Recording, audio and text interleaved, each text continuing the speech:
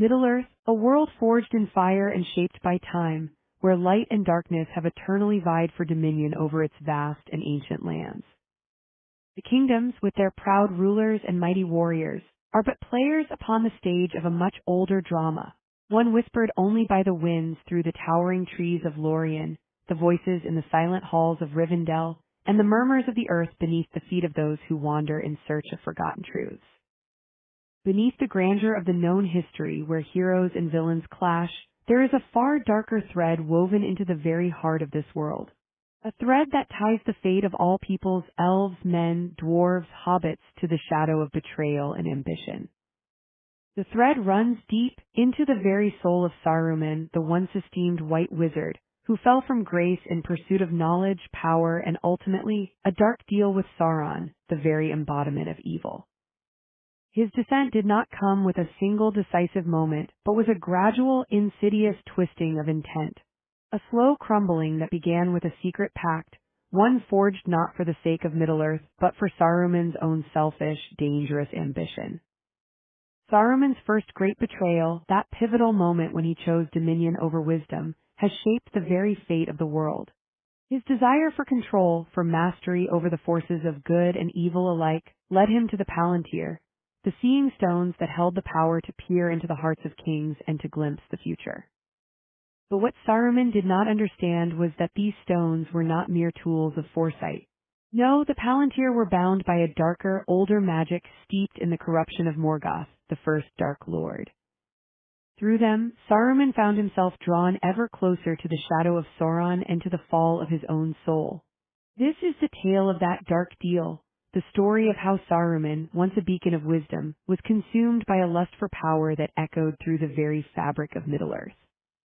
It is a tale of manipulation, of betrayal, and of the deep, unshakable consequences of choices made in the pursuit of control. The Fellowship of Middle-earth, bound by a common cause, must now confront the legacy of Saruman's secret and the dangerous influence of the Palantir that still looms over their world. In the early days of Middle-earth, long before Saruman's name became a byword for treachery, he was known as Curunir, a Maya of great promise. He was one of the Valor's chosen servants, sent to guide the free peoples of Middle-earth to offer wisdom and counsel. As a servant of Alle, the Vala of craftsmanship, Curunir excelled in his skills, earning the admiration of all who knew him. His work was revered not just for its beauty, but for its inherent understanding of order, of balance. It was a time of peace, a time when the world was young, when light still shone bright over the land. But in the shadows, dark forces were stirring, and as the years passed, Curunir began to question the wisdom of his masters. Alle, though mighty, was a creature of order, not of the world's full complexity. Curunir's ambition began to turn inward. He began to desire not just the knowledge of creation, but the knowledge of dominion, the knowledge of control. And it was in this desire that he first turned his eyes away from the light. The whispers of Morgoth reached him.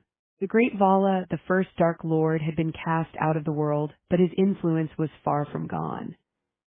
Morgoth's Dark will began to call to Curunir, promising him the power to shape the world in his own image. In his pride, Curunir saw only the potential for order and stability, not understanding the extent of the corruption that Morgoth's words carried. Morgoth, with his hunger for dominion, saw in Curunir a servant, a tool that could help him reclaim what he had lost. It was through these whispers that Curunir, now known as Saruman, made the fateful decision that would lead him down the dark path.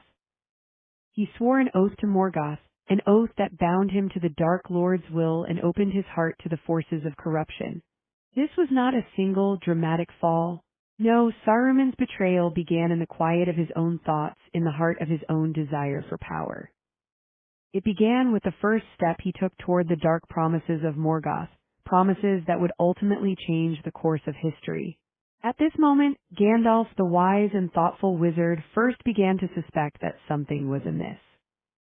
Though Gandalf had long known Saruman as a trusted ally, a wise guide, he began to notice changes in him, subtle shifts, the faintest glimmer of something darker beneath Saruman's eyes.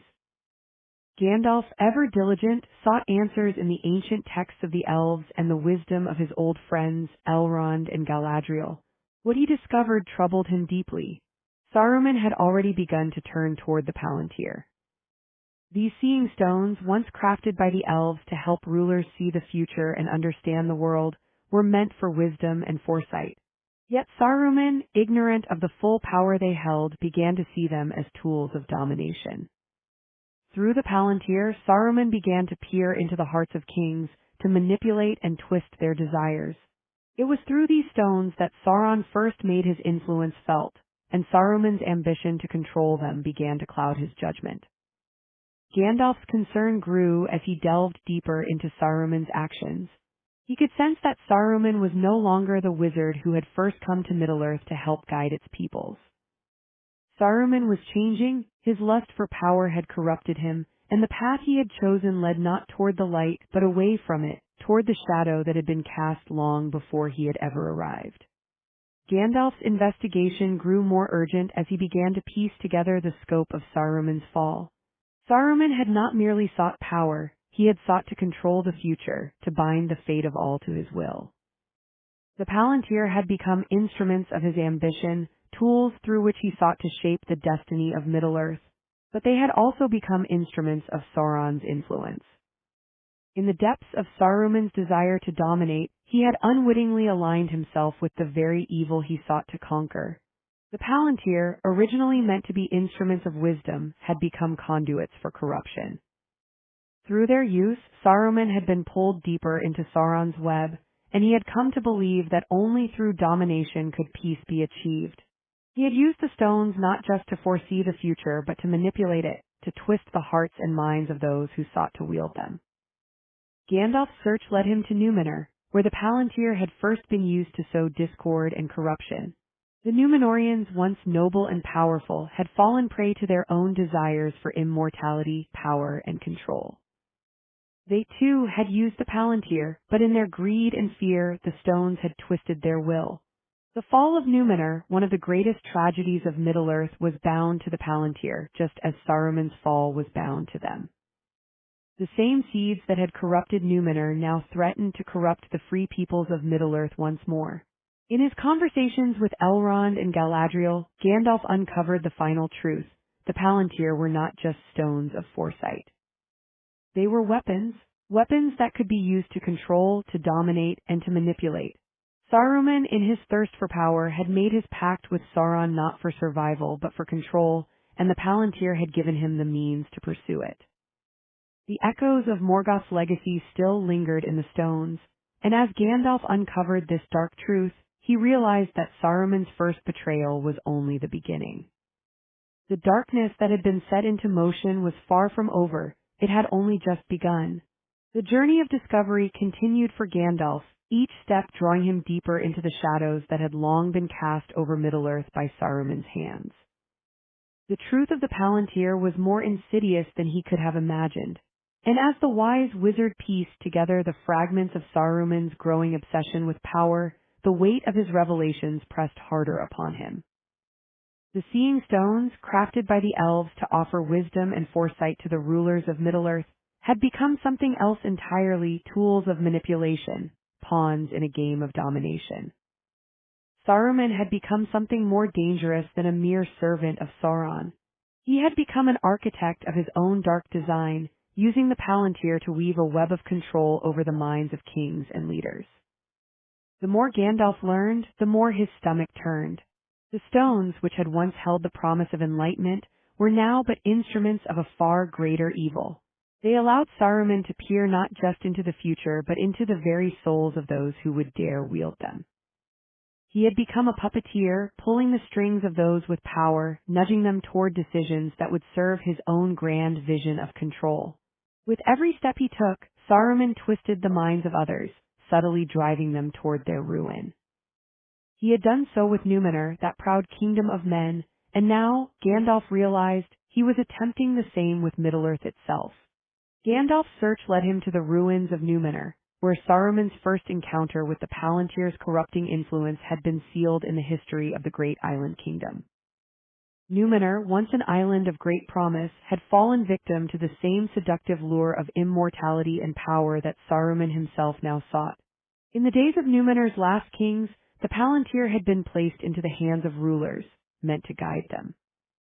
But instead, the stones began to whisper their own desires, revealing to the Númenóreans not just glimpses of the future, but their innermost, darkest desires: immortality, defiance against the valor, and dominion over death itself. The Númenóreans, driven by their newfound greed, had fallen prey to the stones' subtle influence, and it was in their downfall that Saruman saw the key to his own future. It was not wisdom he sought from the Palantir, but control, the ability to manipulate the fate of others, to twist the future to his will. Saruman believed that only through domination could Middle-earth find peace.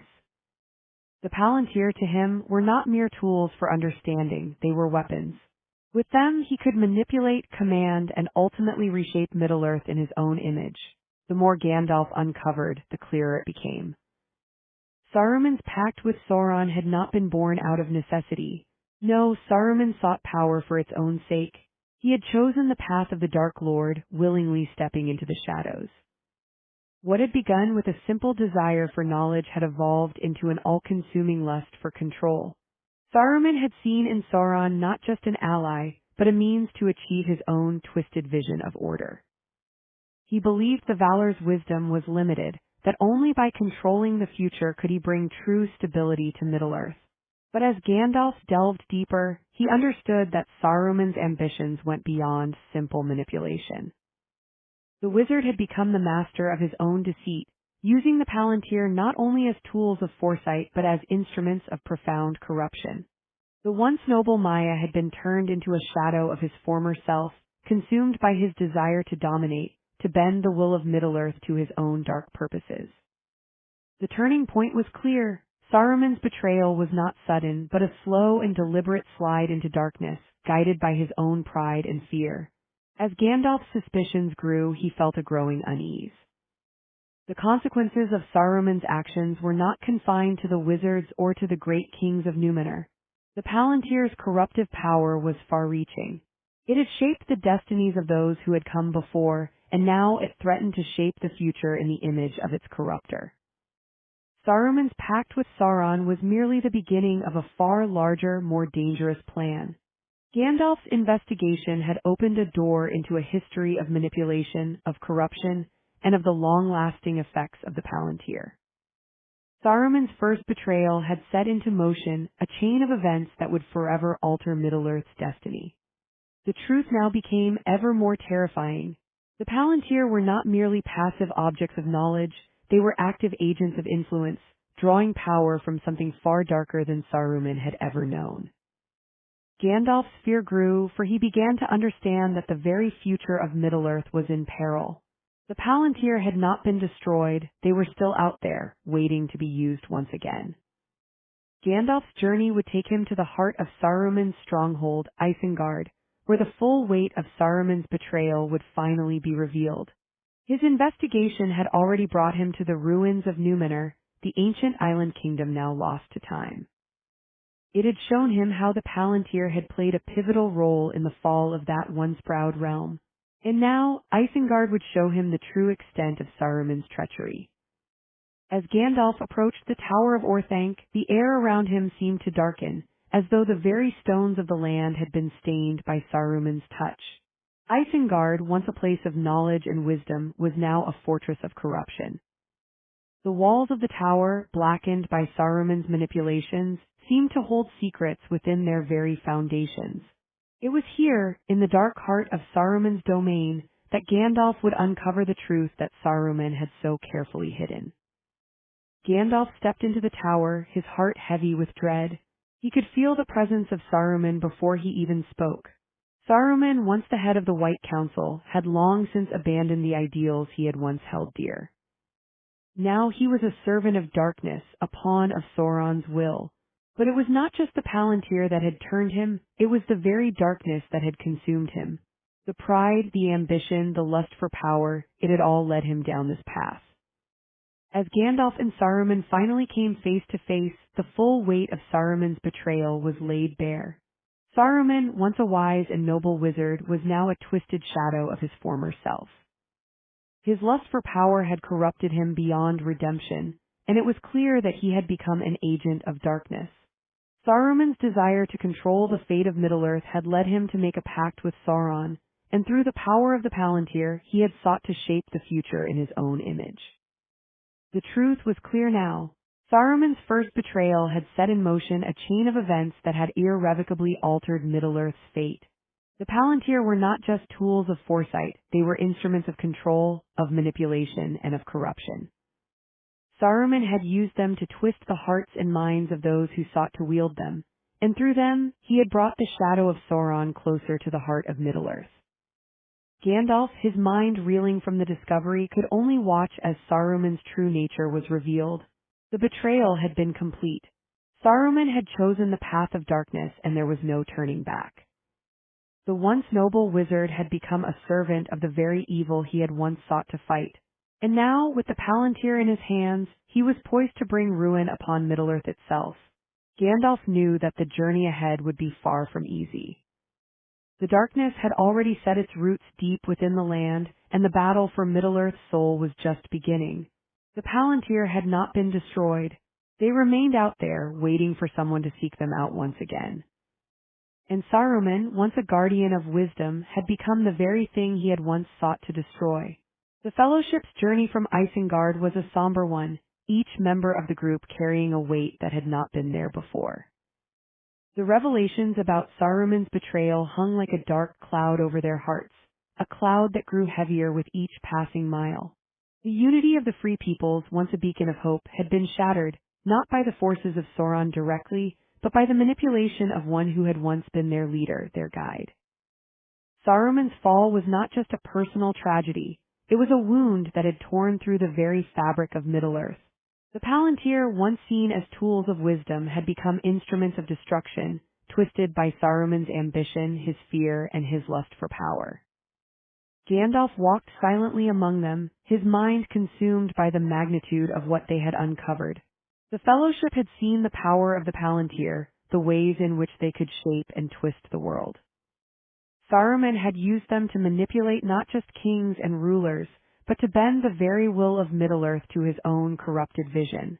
Gandalf felt the weight of the ancient knowledge settle upon him. He had always known the danger of power, but never had he felt its pull so strongly. To know the future, this gift, this curse, was not a blessing. It was a pathway to ruin. Saruman's descent had been slow, a gradual corruption that began with his desire for greater knowledge and his pride in his wisdom. The Palantir had only magnified his flaws, turning them into weapons of domination. Saruman had not simply betrayed the Free Peoples of Middle-earth, he had betrayed the very essence of what he once stood for. He had twisted the tools of wisdom into tools of manipulation. Gandalf's heart grew heavy with the realization that their struggle was no longer just against Sauron's forces. It was against the very forces that had shaped the history of Middle-earth. Saruman's betrayal had set in motion a chain of events that would affect the world for ages to come. The Fellowship's path was now filled with a deeper, more insidious darkness, one that could not be vanquished by simple strength or courage. The power that Saruman had unleashed could not be easily undone. The revelation that Saruman had betrayed them all was a bitter pill to swallow. But as Gandalf gazed at the companions around him, he knew that they could not afford to falter. The path ahead would be more dangerous than ever. Saruman's betrayal had not just been an isolated event, it was a part of a greater design, a darkness that reached back to the first days of Middle-earth and would stretch forward into its future. The Palantir, though left behind in Moria, had not been destroyed. They remained out there, waiting to be claimed by those who sought dominion. And Sauron, ever the manipulator, would not rest until he had them all. Gandalf knew this truth all too well. The Palantir, which had been designed to guide and bring wisdom, were now tools of control. Saruman had not only seen the future, he had shaped it, twisted it, and manipulated it. His betrayal was not simply one of action, but of intent, of desire for absolute power. He had wanted to control the course of history, to bend it to his will, and in doing so, he had opened a door that could not be shut. The shadows of the past were rising once again, and the true battle for Middle-earth had only just begun. Gandalf's thoughts turned to the future. The Palantir, though dormant for now, remained a threat. Sauron would seek them out, knowing full well the power they held. The stones were not just about knowledge, they were about dominion. And Sauron, who had already claimed the One Ring, would stop at nothing to control the Palantir as well. Gandalf feared the inevitable clash that awaited them, the day when the full force of the Palantir's influence would once again be felt across the lands of Middle-earth. The Fellowship's journey was far from over, and the price of their victory had already been set in motion. As Gandalf moved with the Fellowship through the wilderness, the weight of Saruman's betrayal hung heavy on his mind. The dark path Saruman had walked was not an isolated incident. It was a thread woven through the very fabric of Middle-earth's history. Gandalf understood now that the battle was not simply against Sauron, but against a greater evil that had taken root long before the Dark Lord's rise. The Palantir had always been linked to Morgoth, the first Dark Lord, and though his power had waned, it had never fully disappeared. Gandalf knew that Saruman's fall was but one of many, and that the forces of darkness were far from vanquished. They would rise again, and the Palantir would once again be at the heart of the struggle. The road ahead was uncertain, and the weight of the past threatened to crush them all. But as Gandalf looked at the faces of his companions, Aragorn, Legolas, Gimli, and Frodo, he knew that they were not alone. They had come this far, and though the path would grow darker still, they would stand together against the shadow. They had faced darkness before, and they would face it again. The question now was not whether they could defeat it, but whether they could withstand the corrupting power that lay at the heart of the world. Gandalf's thoughts lingered on Saruman. The betrayal had been deep, but it had not been inevitable. Saruman had chosen his path. He had chosen power over wisdom, control over free will, and in doing so, he had sealed his fate. His choice had changed the course of Middle-earth's history, but Gandalf would not make the same mistake. He would resist the pull of power, the temptation to shape the future. The Palantir may have been tools of foresight, but they had never been meant to control the future. They were a gift that had become a curse, a dark power that could corrupt even the wisest. And as Gandalf moved forward, he carried with him the knowledge of that curse, a warning to all who would seek to control the fate of Middle-earth. The light of the free peoples would flicker in the face of the encroaching darkness, but Gandalf knew that as long as there were those who stood against the shadow, there was hope. The fight was far from over, but there was still a chance to stand against the forces of evil, and that was a battle worth fighting for.